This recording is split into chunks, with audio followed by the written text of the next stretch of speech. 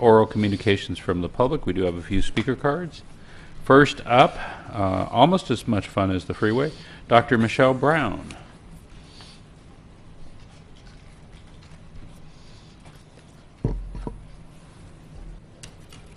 And welcome. Good evening. Good evening. Yes, absolutely. Almost as fun as the freeway. Unfortunately, so let me back up for a second. I am Dr. Michelle Brown. I am the vector ecologist at Northwest Mosquito and Vector Control District that services Corona. Unfortunately, we are poised this year to have one of the worst West Nile virus histories in the Riverside County since West Nile came to California. That is an unfortunate fact that we are dealing with every day. We are mobilizing to try and mitigate that. We have come to a point due to our surveillance, so we know for a fact that there is West Nile activity in Corona. We have pinpointed cases that include positive mosquito pools. It is the mosquito that transmits the virus to humans, and we also have positive human cases in the county. Once we have recognized that an area has positive West Nile activity, either through mosquito pools or through human cases, we pinpoint that area and we do adulticiding, which is killing of the adult mosquitoes.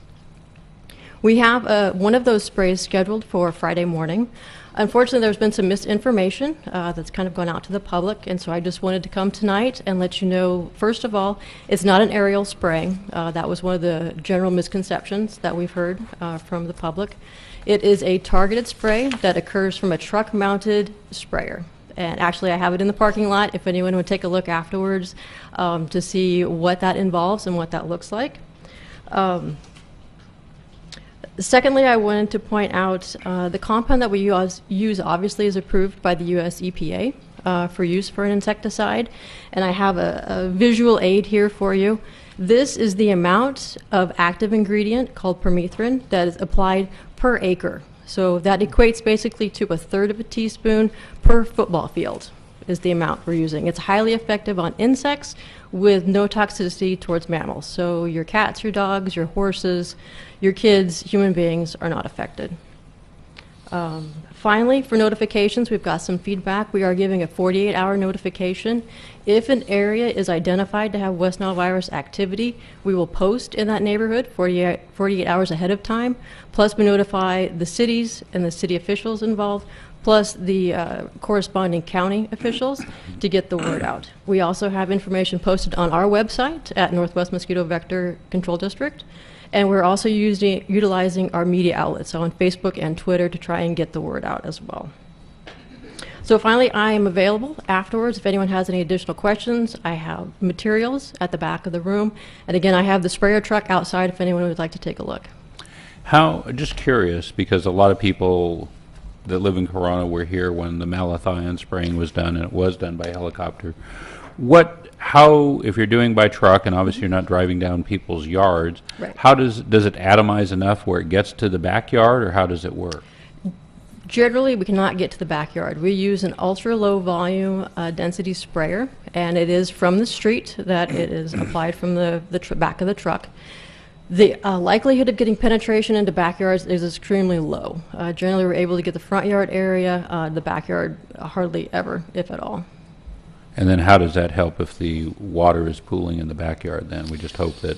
Right. The idea is the mosquitoes are active in the dawn and dusk period, so we spray from 3 a.m. to 5 a.m., and that is a period of activity for the mosquitoes, and so if the flying mosquitoes come in contact with this compound, it will kill them.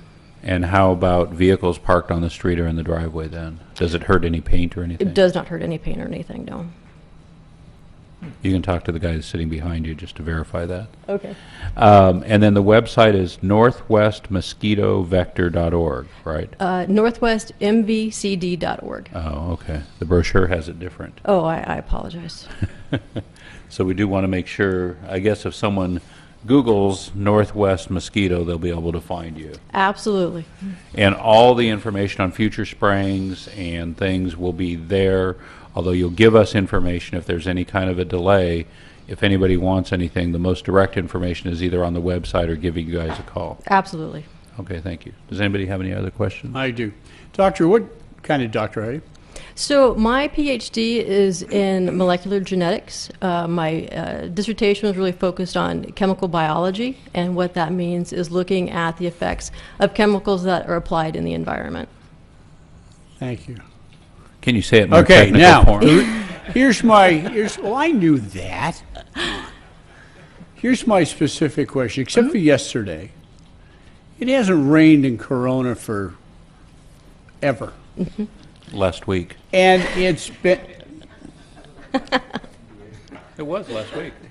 thank you. It hasn't rained in Corona for quite some time, and it's been incredibly hot. And I thought that most of the standing water had evaporated. Not necessarily the case. So vector control as a whole, 95% of what we do is to treat any standing water that occurs in the county. So that can occur through retention basins, catch basins, flood channels, unmaintained pools. There are a variety of sources. And just to give you an idea, on average, we inspect over 15,000 potential sites that could be breeding every month. So we are out there trying to kill mosquitoes in the larval stages. That's 95% of what we do. Okay. Right now, with the West Nile virus activity, we have to take the additional step of when we see the activity of trying to kill the adult mosquitoes, just to decrease the public health risk. Okay, a couple of things. I'm the guy that wants to protect the citizens of Corona, and I get you, okay? Okay. But I'm also the guy that wants to ask all the questions that citizens want to know. And specifically, there is a mosquito problem in Corona? There is West Nile virus activity in Corona.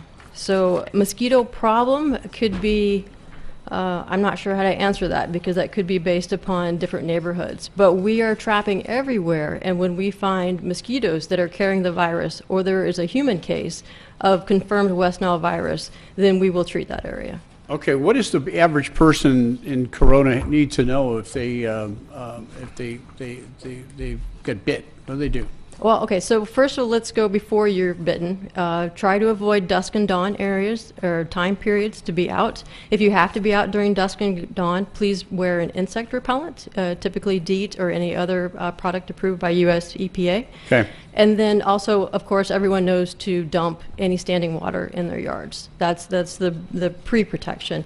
If you are bitten and you may develop flu-like symptoms, which is one of the unfortunate parts, is you may not realize that you have something more serious, but usually in the 2 to 3 week time frame, you could develop more serious symptoms. And at that point, we definitely recommend, as soon as you're feeling ill, go to the doctor, let them know your symptoms and that there is West Nile virus activity in your city, and so that way they can take the appropriate medical measures. Very good. Thanks for what you do for us.